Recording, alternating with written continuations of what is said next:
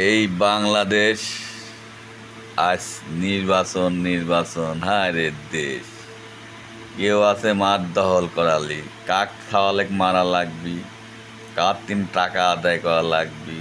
Police প্রশাসন তারাও এখন এক ধরনের শুভাকাঙ্ক্ষী বেছে নিচ্ছে, কার সহযোগিতায় আর যাতে পুলিশের মধ্যে না হয়, টাকা পয়সা কেমনি করে কামাইতে হয়। এই যে ধান্দাবাজ বাংলাদেশে লাগিয়ে গেছে। ইউনূস সাহেব আছে দেশের উন্নয়ন বাদ দিয়ে টাকা দিন আসত করার জন্য, আবার সাজ্জিদ তো লাগিয়ে গেছে তার দল করালে। আরে সর্বনাশ। কিন্তু শেখ হাসিনা পালায় যায়, চিন্তা করতেছে আমি কেমনি করে ইঁদুরের মতন ঢুকবো, সেই শিয়ালের বুদ্ধি করতেছে। এই বাংলাদেশ এখন, ওই কথা আছে না, আমি কার খালেন, বাংলাদেশ বলতেছে যে আমি কার হব। এই হয়েছে বাংলাদেশের হিসাব নিকাশ।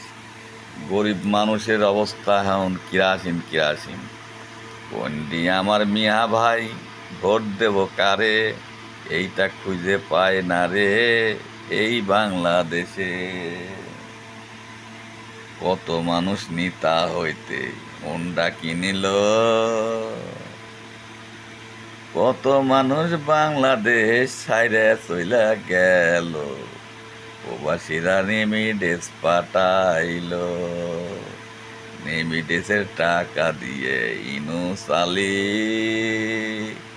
বাংলাদেশের ঘাড়ের উপরে বোঝা না বাইছে গো, দিনাগুলি পড়াই সোদের দিকে। ওরে বাংলাদেশের মানুষের মুখের হাসি কেমনে আসবে গো,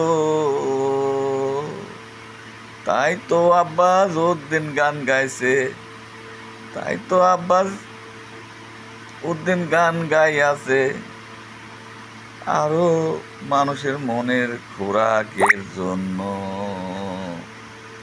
শেখ সাহেব ভাষণ দিল, বাংলাদেশ স্বাধীন করলো।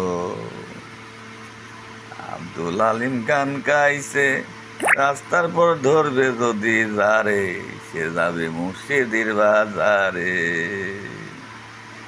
আব্দুল আলিম মইরা গেল বাংলাদেশ থেকে, কত এখন মস্তান হইল এই না বাংলাদেশে।